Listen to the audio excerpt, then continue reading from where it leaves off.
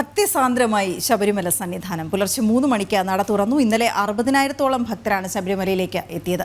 കഴിഞ്ഞ വർഷത്തെ അപേക്ഷിച്ച് ആദ്യ 5 നാളുകളിലെ ഭക്തജന തിരക്കിൽ 1 ലക്ഷത്തിലധികമാണ് വർധനയുണ്ടായത്. നമുക്ക് അരുൺ കൊടുങ്ങൂരുണ്ട്, എം മനോജുണ്ട് വിവരങ്ങളുമായി സന്നിധാനത്ത് നിന്ന് ചേരുന്നത്. സ്വാമി ശരണം അരുൺ, മനോജ്. വോട്ടെടുപ്പിന്റെ തിരക്കിന് ശേഷം ഒരിക്കൽ കൂടി സന്നിധാനത്തേക്ക് എന്താണ് ഏറ്റവും പുതിയ വാർത്തകൾ? ശുഭവാർത്തകൾ തന്നെയാണല്ലോ വരുന്നത്. ഭക്തജനങ്ങളുടെ എണ്ണത്തിൽ വർധനമുണ്ടായിരിക്കുന്നു. തീർച്ചയായും അതുതന്നെയാണ് ഏറ്റവും പ്രധാനപ്പെട്ട കാര്യം. തുടക്കത്തിലുണ്ടായ വീഴ്ചകളൊക്കെ തന്നെ പരിഹരിച്ചുകൊണ്ട് മുന്നോട്ട് പോകുന്ന ഒരു സാഹചര്യമാണ് നിലവിൽ ദേവസ്വം ബോർഡും സർക്കാരും എല്ലാം തന്നെ നടത്തുന്നത്. എന്തായാലും ഇന്ന് വരുന്ന ഏറ്റവും പ്രധാനപ്പെട്ട വാർത്ത, കഴിഞ്ഞ വർഷത്തെ അപേക്ഷ, കഴിഞ്ഞ മണ്ഡല മകരവിളക്ക് തീർത്ഥാടന കാലത്തെ അപേക്ഷ ആദ്യത്തെ 5 ദിവസത്തെ കണക്കുകൾ പുറത്തു വന്നിരിക്കുകയാണ്. അതിൽ 3,74,000 ഭക്തരാണ് ഈ 5 ദിവസം കൊണ്ട് ശബരിമല സന്നിധാനത്തെത്തി അയ്യനെ വണങ്ങി മടങ്ങിയിരിക്കുന്നത്. അതിൽ ഏറ്റവും കൂടുതൽ തീർത്ഥാടകർ എത്തിയിരുന്നത് 18 തീയതിയാണ്. 75,000-ലധികം ഭക്തരായിരുന്നു ശബരിമലയിലേക്ക് എത്തിയത്. നമുക്കറിയാം, ഈ മണ്ഡലകാലത്തിന്റെ തുടക്കത്തിൽ വലിയ ഒരു ആശങ്ക നിലനിന്നിരുന്നു. അതിലേറ്റവും പ്രധാനമായി എടുത്തു പറയേണ്ടത് ഈ വെർച്വൽ ക്യൂ വഴിയുള്ള ബുക്കിംഗ് ആയിരുന്നു.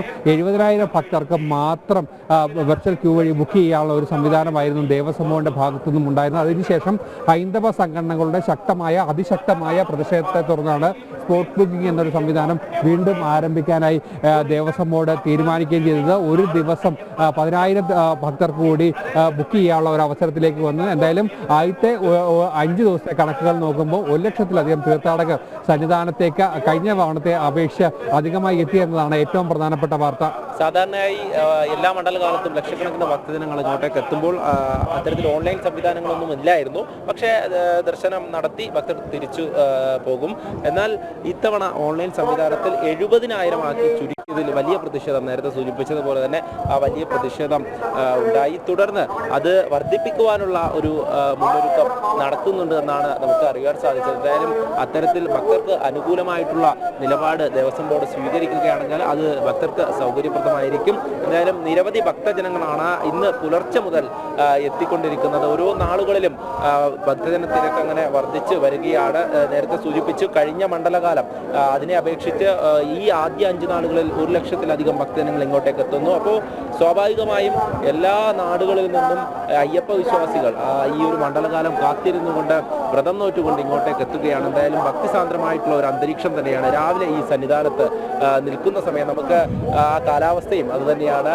വളരെയധികം ഈ ഒരു മാസക്കാലം നമുക്ക് അറിയാം, സ്വാഭാവികമായും മണ്ഡലകാലത്തൊക്കെ തന്നെ ഈ ശബരിമലയിൽ കുളിര് കോരുന്ന രാവിലെ തന്നെ കുളിര് കോരുന്ന ഒരു അന്തരീക്ഷമാണ്. അത് തന്നെയാണ് ഭക്തിസാന്ദ്രം. ഈ ശരണമന്ത്രങ്ങൾ ഇങ്ങനെ ഉയരും, എല്ലായിടത്തും ശരണമന്ത്രങ്ങൾ, അതോടൊപ്പം തന്നെ എല്ലാ കണ്ണുകളും അയ്യനിലേക്ക്, അങ്ങനെ ഒരു വലിയ ഭക്തി പറഞ്ഞറിയിക്കാൻ കഴിയാത്ത ഒരു അനുഭൂതിയിലേക്ക് സന്നിധാനം ഒന്നാകെ മാറുകയാണ്. എന്തായാലും വരും ദിവസങ്ങളിൽ കൂടുതൽ ഭക്തർക്ക് ഈ സന്നിധാനത്തേക്ക് എത്താനുള്ള ഒരു അവസരം അത് ദേവസ്വം ബോർഡിന്റെ ഭാഗത്തു നിന്നും ഒരുക്കാനുള്ള ഒരു സാധ്യതയാണ് നിലവിൽ ഉള്ളത്. അതിൽ ഏറ്റവും പ്രധാനപ്പെട്ടത് ജനം ടിവിയുടെ വാർത്ത തന്നെയായിരുന്നു. അതിൽ ഏറ്റവും പ്രധാനമായി എടുത്തു പറയുന്നത്, കാരണം ഹൈക്കോടതിയുടെ ഒരു നിർദ്ദേശപ്രകാരമായിരുന്നു തിരക്ക് നിയന്ത്രിക്കാനായി 70,000 തീർത്ഥാടകരെ മാത്രം സന്നിധാനത്തേക്ക് കടത്തിവിടാൻ ദേവസ്വം ബോർഡ് തീരുമാനിച്ചതെന്നായിരുന്നു പറഞ്ഞിരുന്നത്. പക്ഷേ ഹൈക്കോടതിയുടെ 2023 വിധി പ്രകാരം 90,000 തീർത്ഥാടകർക്ക് ശബരിമലയിലേക്ക് ദർശനം നടത്താനുള്ള ഒരു അനുമതി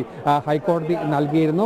ആ കാര്യങ്ങൾ മറച്ചു വെച്ചുകൊണ്ട് പോലീസിന്റെ റിപ്പോർട്ട് പ്രകാരമായിരുന്നു ഇത്തരമൊരു നടപടി ദേവസ്വം ബോർഡിന്റെ ഭാഗത്തു നിന്നും ഉണ്ടായിരുന്നത്. ഇത് കഴിഞ്ഞ ദിവസം ജനം ടി വി കൃത്യമായി റിപ്പോർട്ട് ചെയ്തിരുന്നു. ഇതിന്റെ അടിസ്ഥാനത്തിൽ സ്പെഷ്യൽ കമ്മീഷണർ അടക്കം ഹൈക്കോടതിയിലേക്ക് റിപ്പോർട്ട് നൽകുന്ന ഒരു സാഹചര്യം ഉണ്ടായിരുന്നു. അതുകൊണ്ട് തന്നെയാണ് ഏറ്റവും പ്രധാനമായി എടുത്തു പറയേണ്ടത്, ഈ ഒരു തിരക്ക് നിയന്ത്രിക്കുന്നതിനൊപ്പം തന്നെ കൂടുതൽ ഭക്തരെ സന്നിധാനത്തേക്ക് എത്തിക്കുന്നതിനുള്ള നടപടികൾ, അതായത് വെർച്വൽ ക്യൂ വഴി എത്തുന്ന ഭക്തരുടെ എണ്ണം 80,000 ആക്കി ഉയർത്താനുള്ള ഒരു ആലോചന അത് പോലീസ്, ദേവസ്വം ബോർഡ് എന്നിവരെ ആലോചിച്ച് വരികയാണ്. നിലവിലത്തെ തിരക്ക്, നിലവിലത്തെ സാഹചര്യം, അടിസ്ഥാന സൗകര്യങ്ങൾ, ഇക്കാര്യങ്ങളൊക്കെ തന്നെ പരിഗണിച്ചുകൊണ്ട് 80,000-ലേക്ക് എത്തുന്നു. അതോടൊപ്പം തന്നെ 10,000 തീർത്ഥാടകരെ സ്പോട്ട് ബുക്കിംഗ് വഴി എത്തുന്നു. നിലവിൽ ശരാശരി 70,000 തീർത്ഥാടകർ മാത്രമാണ്. സ്പോട്ട് ബുക്കിംഗ് വഴി 10,000 തീർത്ഥാടകർക്ക് അവസരമുണ്ട് എങ്കിൽ പോലും ആദ്യമുണ്ടാക്കിയ വിവാദം, സ്പോട്ട് ബുക്കിംഗിലെ അവ്യക്തത, അതോടൊപ്പം തന്നെ വലിയൊരു ആശങ്ക, ആ കാര്യങ്ങളൊക്കെ തന്നെ മാലയിട്ടതിന് ശേഷം എത്തുന്ന ഭക്തർ തിരിച്ചു പോകേണ്ടി വരുമോ എന്നുള്ള ഒരു ആശങ്കയൊക്കെ തന്നെ നിലനിന്നിരുന്നു. ഇതിന്റെ അടിസ്ഥാനത്തിൽ